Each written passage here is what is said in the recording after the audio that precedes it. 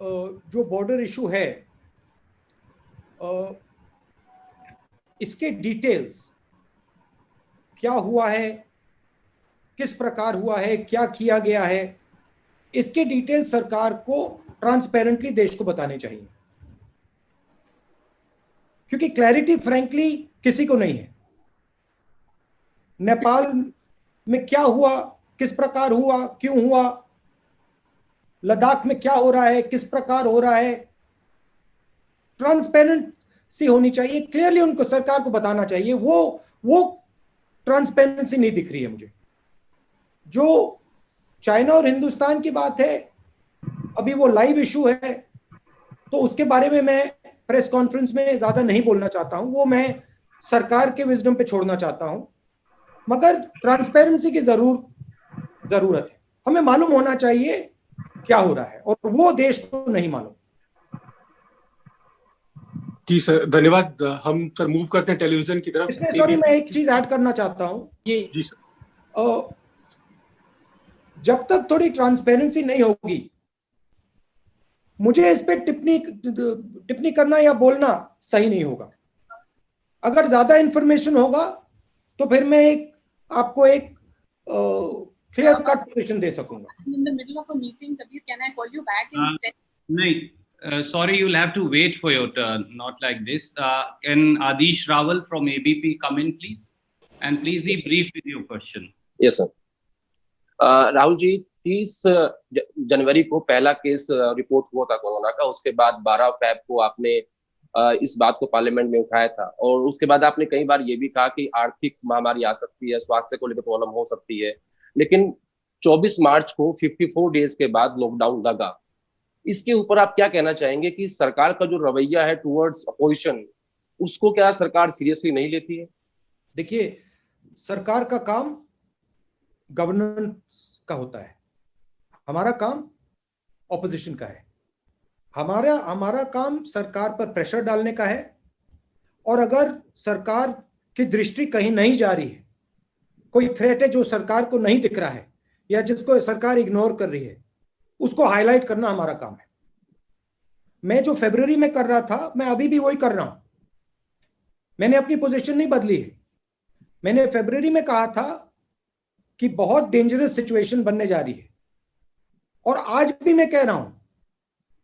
और फरवरी मैं जो कहा था, उससे स्ट्रांगली मैं आज कह रहा हूं कि अगर फाइनेंशियल सपोर्ट नहीं दी, अगर स्मॉल एंड मीडियम बिजनेसेस को प्रोटेक्ट नहीं किया, तो जो नुकसान होने वाला है वो अभी तक कुछ दिखाई नहीं है। ये तो पहला चैप्टर भी शुरू भी नहीं हुआ है। तो जो मैं वार्निंग फरवरी में दे रहा था, वही वार्निंग मैं आज फिर से दे रहा हूं, और मैं सरकार से कह रहा हूं,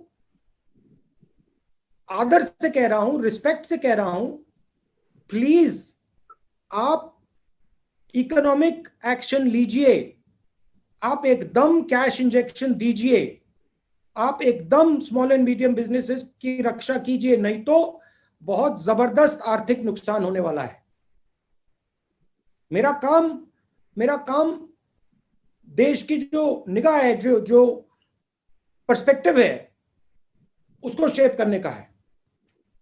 और मैं देश को और नरेंद्र मोदी जी को कह रहा हूं कि आपने जो पैकेज में किया है, उससे कुछ नहीं होने वाला है।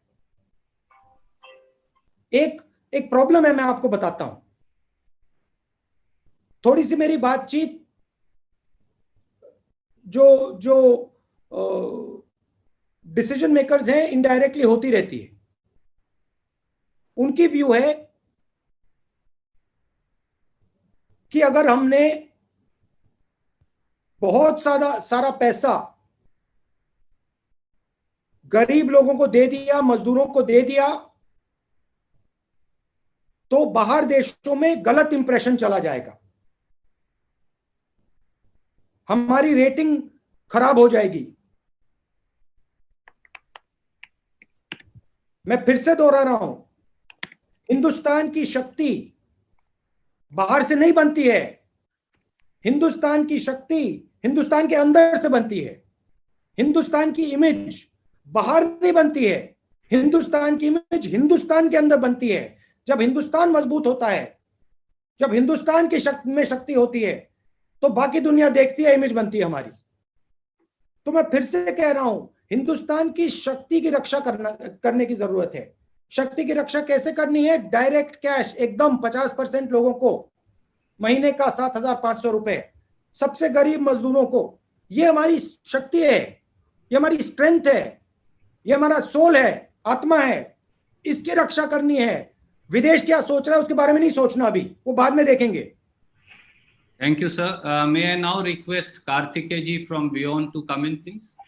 Karthikeya ji, please ask your question briefly. Hello, Karthikeya, how are you? I'm fine, sir. Good afternoon. My question to you is that how has the government delivered on ground at the time of the lifting of lockdown, especially in context of the depressed people, poor people, daily wage workers? I've been speaking to quite a few daily wage workers, quite a few migrants. I've been having Zoom calls. I've been physically meeting them with all the social distancing norms. And they have a sense of hopelessness. They have a sense that they have been left alone. Many of them have said to me, भरोसा हमारा टूट गया, भरोसा हमारा टूट गया. I don't like hearing those words. I don't like hearing an Indian person saying those words. I don't care who he is. I don't like those words. I don't want a single Indian person to say those words, whether he's rich, poor, male, female, Hindu, Muslim, Sikh. I don't like those words. And they're saying those words more and more. कह रहे हैं कि भरोसा टूट गया. भरोसा किसी का नहीं टूटना चाहिए. क्या किया सरकार ने, किस प्रकार से किया, मैं फिर से दोहरा रहा हूं. बात हो गई, खत्म हो गई. मगर अभी भी हम एक्शन ले सकते हैं. अभी भी सरकार मजदूरों की मदद कर सकती है. अभी भी सरकार 7,500 रुपए महीने का दे सकती है और देना चाहिए. Thank you, sir. Can I now go to Hindustan Times? Aurangzeb ji, please ask your question. Good afternoon. My question is, last week we saw politics being played over the buses for migrants in UP. We also heard BJP and Mayawati accusing Congress of doing politics over the issue. Then a statement comes from the UP Chief Minister that other states will now have to seek his government's permission if they want to hire workers from UP. So what is your view on this? And the second is, can you repeat what you said about India, China, Nepal issue? In English, please? Why would you want me to repeat it? I've already said it once, so I don't think it's necessary to repeat it. I said in English. Anyway. You want me to say it in English? No, I said anyway. You answer my first. No, sorry. You want me to say it in Hindi? You want me to say it in English? Is that what it is? Yeah, I meant about India, China. India, China. I think I've already said the India, China thing. I'll answer your first question. Look, I think it's unfortunate. I think people are first Indian and then they belong to their states. And the decision on whether somebody goes to work from Uttar Pradesh to the rest of the country is not the chief minister's. It is the people of India's and the people of Uttar Pradesh. If a citizen of Uttar Pradesh wants to go and fulfill his dreams in Maharashtra or in Delhi or in Karnataka or anywhere else, he should have the right to do so. It is very unfortunate that the Chief Minister of Uttar Pradesh views India in such a way. These people are not his personal property. They are not the personal property of Uttar Pradesh.